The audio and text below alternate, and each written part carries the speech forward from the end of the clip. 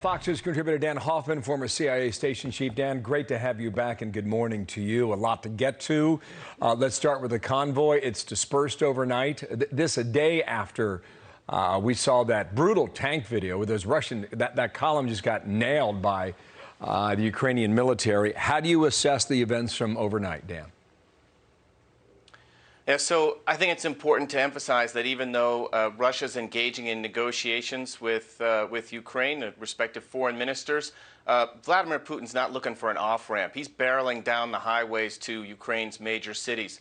He's certainly aware that the convoy outside of Kyiv was vulnerable, and so some of those vehicles, some of the tanks have dispersed, and they're maneuvering in place, reportedly as close as a few miles away from the city center to launch a strike. Russia, if past his prologue, they're looking at scorched earth along the lines we saw in Grozny and Aleppo. And I think the question for the Biden administration, is there more we can do? Have we done enough? That's certainly a question our elected leaders are asking this administration, and rightly so. Two things here. There are reports that he's lost two of his major generals already. There are reports this morning that he's going after his own intel office within Ukraine. Do you buy that? If true, what would that mean? I'm not sure about the reporting about his FSB officers serving in Ukraine. I think that some of those sources might have been interested in influencing more than informing. As for losing some of the key leaders in the military, for sure we're seeing that. And we're seeing Vladimir Putin lose the information war.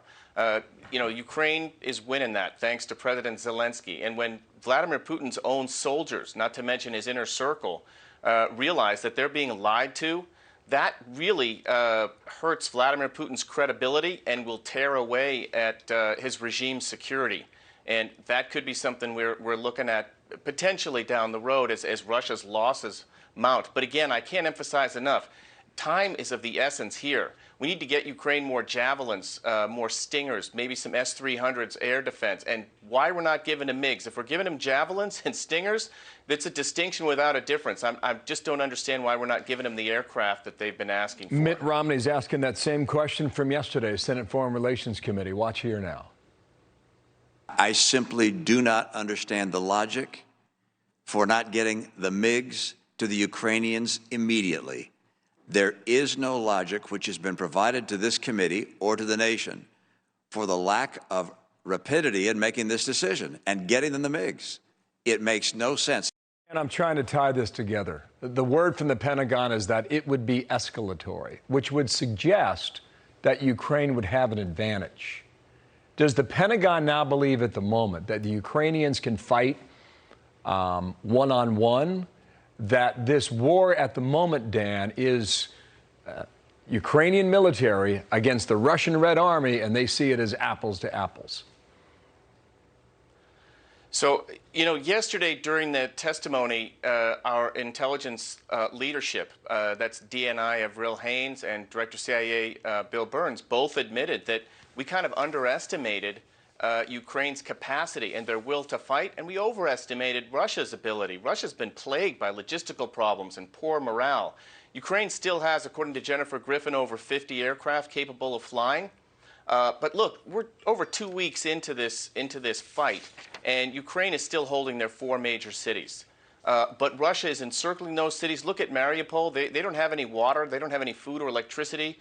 And Russia is deliberately targeting civilian infrastructure. It's exactly what they did in Syria. And I think it's got to weigh on the conscience of our elected officials. We've got to do more. Senator Romney had Russia pegged right in the 2012 campaign when he talked about how Vladimir Putin was a threat to our nation's security. And sadly, we kind of brushed him off, especially President Obama in that campaign. And I think we're kind of living to rue the day on that one, unfortunately. Well, Putin has made public what his red lines are. Doesn't seem like we have done that just yet.